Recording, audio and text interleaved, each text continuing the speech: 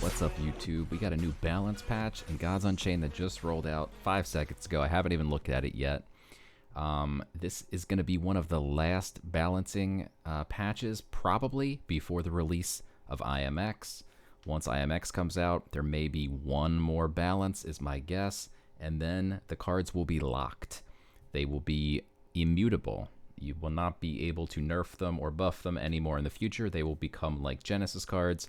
The Genesis set can also not be nerfed or buffed. And these cards will become tradable as well on IMX. So let's take a look at one of the last balance updates here. The latest balance patch is all about Trial of the Gods cards. As the end of the balancing phase closes in, we're powering up the last few cards before stats are locked off for good, which will help strengthen a few of the domains and balance some of the more powerful. We've also taken an aim at a few light cards that were shining a little too bright. Thank God. As Immutable X rolls out, we'll be monitoring how the core set reacts once card trading becomes more accessible, while seasonal sets like Trial of the Gods have their stats locked off after balancing phase ends. Core and welcome sets are malleable, and we have a suspicion that trading will see a greater number of Genesis and Trial of the Gods cards appearing in the arena. So let's see what we've got. We got some buffs. Lead the Charge changed from 3 mana to 2 mana. So Lead the Charge is if you have a relic equipped, set the strength of your creatures equal to their relic's strength. Otherwise, draw a card. So this could be a big buff for Slayer War. Slayer War uses a lot of relics. These relics sometimes have very high attack, especially if you combine it with cards like Whetstone. That gives +4 attack to your relic for 1 mana. So you could equip a relic, a really cheap one for 1 or 2 mana, play Whetstone for 1 mana, and then drop Lead the Charge, which now only costs 2 mana. And your creatures will all have strength equal to the strength of your relic, which is going to be at least 6+ if you're playing a Whetstone. There's also Sharpen, which adds +3 to your relic and +3 strength to a creature. So you can get even more strength on your relic before you play Lead the Charge. This is going to be very interesting to see Slayer become a little bit more powerful. All right, let's see what else we got here. We got Valka, Champion of War, changed from an 8/8 to a 9/9. So Valka is the big 9-drop in War. This creature is pretty good. On Roar, it deals its strength to each enemy creature, which is now 9. So that doesn't quite kill an Echo, but it kills everything else. Echoes have 10 health. This has Frontline, though, and Twin Strike, and Overkill. Afterlife, give +3/+3 to each Viking in your hand, deck, and board, which is pretty cool if you're playing a Viking synergy deck. Although this late in the game, you're probably not going to have any creatures left in your deck, really. You'll have a few, obviously, but maybe 5 cards left. Don't expect much from the Afterlife, but the Roar ability is great. The Frontline, Twin Strike, and Overkill is great. There's no Ward, no Protect, so it's a little susceptible to things like Deadly and hard removal spells, but it's good to see the 9-drops getting some love.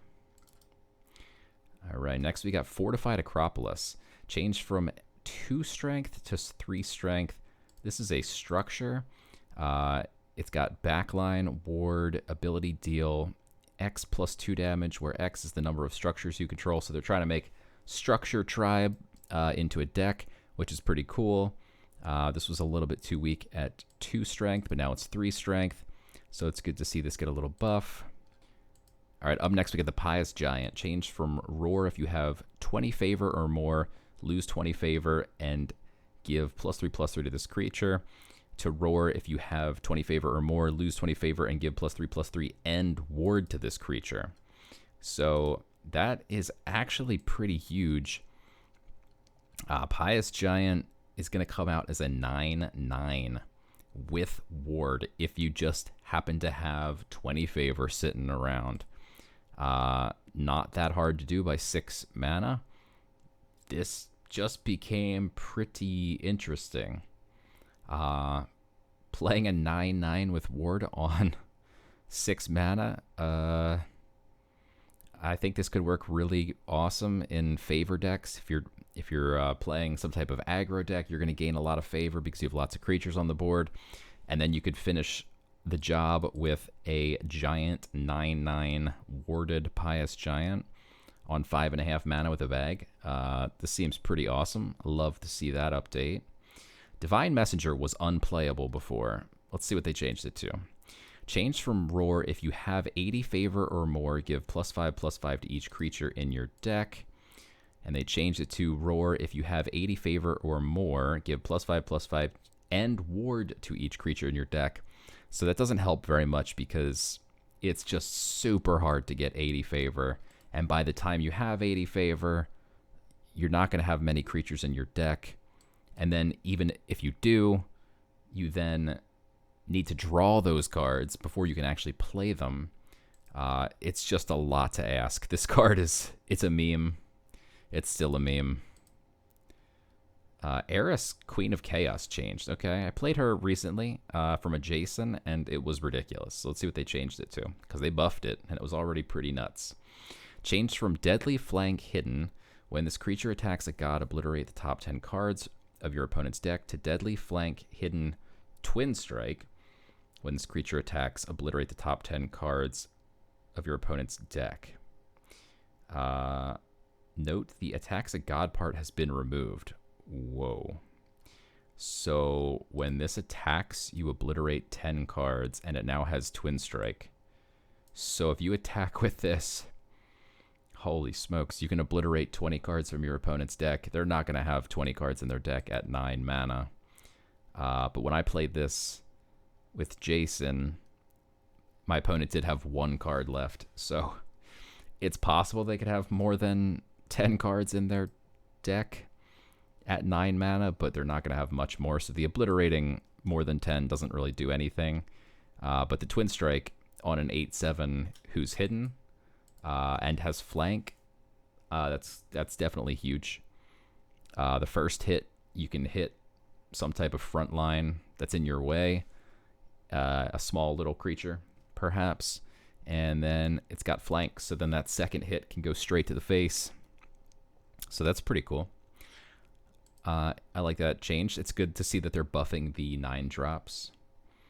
Hierophant Selenius was weak as a 3/1. He is now a 4/3. Holy smokes, that's a huge change. That is enormous. This guy was a 3/1. He is now a 4/3. And he has Roar. Your other creatures gain, whenever this creature damages an opponent's god, copy a random card in your opponent's deck and add it to your hand.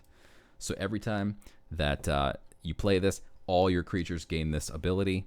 And this is great on, it's a deception card, so it works great on cards like Shadow of Lethanon, which pings your opponent for 1 damage at the start of the turn. That counts as doing damage, so you get to add cards. And then the card can also attack a god on the same turn. So those Shadow of Lethanons can actually ping twice in 1 turn to a god and draw a ton of cards with this. This is really huge update for this card. This card is ridiculously good now. I love it. Could be because I have a gold copy of it. Cruel Overseer. Change from at the end of your turn, if your god has 15 or less health, summon a 1/1 Impling. To at the end of your turn, if your god has 15 or less health, summon 2 1/1 Implings. Wow. So this Cruel Overseer is a 3 mana 3/4. And it has a phenomenal text. So you might be thinking 3 mana 3/4 with no text. We've got the Dune Cavalry. We've got the Hunt Warden. Both of those creatures are just vanilla, neutral, 3 mana 3/4s. So this is a 3/4 with an incredible ability of summoning 2 1/1s at the end of your turn. So at a minimum, if you play this after you're already at 15 health or less, you're getting 5-6 worth of stats for 3 mana, and then it just keeps spitting out more and more and more. This is going to be really cool in decks that purposefully do some damage to your own face to get down to 15 health. which is a key number for a lot of these cards to enable them. So I think we'll start seeing this a lot more. Enchanted Vines changed from deal 3 damage to 4 random creatures, add a nature card to your hand, to deal 4 damage to 4 random creatures. Wow. Enchanted Vines is pretty powerful. If nature wants to just sit back and do nothing now, they have the ability. Deal 4 damage to 4 random creatures. This kind of could take the place of the Hunt. Maybe instead of playing 2 the Hunts, you can play an Enchanted Vines if you're playing a really heavy control deck and you're not trying to play many creatures on your own side, because notice it's just 4 random creatures. They can be your own creatures, so you don't want to be playing your own creatures and playing Enchanted Vines. But this is pretty powerful now. It's doing 16 damage for 6 mana. It's a lot of damage, and it gives you a nature card. Ornery Goat changed from 2 strength to 3 strength. So the Ornery Goat is now a 3 mana 3/3. It's now pretty powerful. Before it was a 2/3, and it just didn't have enough power to stick on the board long enough. But at the start of your turn, deal 2 damage to a random enemy creature. And it doesn't get to do its ability until the following turn after you play it. So it's a little bit hit or miss, but in a confused deck where you're purposefully trying to have as many confused creatures as possible to buff them with things like Gloam Druid, this card could be pretty cool now. I think that this could be slotted in for sure. There's not a lot of 3-drops in those types of decks, so the three spot is definitely open. Tartessian Mob changed from 2 strength to 3 strength. So this creature summons 2 copies of itself, and Afterlife, this creature's strength, wow, deal this creature's strength as damage split randomly amongst all enemy creatures. So both copies of this also have the same Afterlife. So when you play this for 7 mana, you're effectively getting 9/6 worth of stats and Afterlives that are going to do 9 damage to your opponent's creatures. This is definitely playable. It's an Olympian. It's going to give you 3 Olympians when you play it. Any Olympian deck would probably love to see this if they're looking for lots of Olympians in their void to enable some cards. Undead Chimera. Ooh, I just got a diamond Undead Chimera. Let's see what they buffed. Changed from after this creature attacks, deal 2 damage to each god, to roar, and after this creature attacks, deal 2 damage to each god. That's actually much better. If you're looking to do damage to yourself, which again, a lot of death decks are trying to get themselves down to 15 to enable cards like we saw earlier. This was too slow before. It might never have gotten a chance to attack. It might have died before you ever got to attack with it the following turn after you play it. But now on Roar, it also deals 2 damage to each god.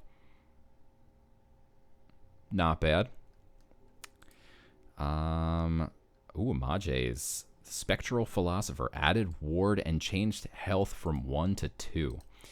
So this card probably needed a little bit of a buff, but it's still a really good card. 5 mana for a 2/2 is not great, but you're getting 3 spells. It's now got ward. It's still a small creature. I don't think that's that big of a change, but the ward is definitely nice.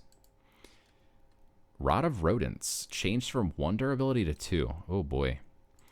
The Rod of Rodents, after you cast a spell that costs 3 or less, summon a 1/1 rat. So now you basically have the ability to poke someone 1 time and it doesn't get unequipped. Yeah, there's not very many things that only remove 1 durability, but there are a few, so not a huge change there. All right, now we're to nerfs. Isadora Daring Patrician changed from protected to ward. I don't know if that's a nerf so much as it's just a lateral change. This card is difficult to kill. And now it's still going to be difficult to kill for other reasons. I don't know if that's a nerf. All right, Bartley's. Ooh, Bartley's finally getting nerfed. Changed from 2 strength to 1 strength. I've seen this come out enormous. Just enormous recently. It used to have 2. It used to be a 2/3. But now it's a 1/2. This creature gets +1 strength for each enemy creature. So it can be up to a 7 attack and +1 health for each other friendly creature. So you can have 5 creatures on board and save a space for Bard. That's 7. So, I mean, this could come out as a 7/7 with Ward on turn. Well, for 3 mana. So, Bard's still really good. It definitely needed that nerf. All right, and that's it. All right, guys, that's going to do it for this one. Make sure you leave them any thoughts in their Discord. Make sure you check out my Discord. We do an event every Thursday. It's coming back this Thursday. Badger versus Eagle. Link in the description below. Sign up. Participants get split up 2,500 stars amongst them. And it's a fun time. Come hang out. We stream it here every Thursday night. And I'll catch you guys next time.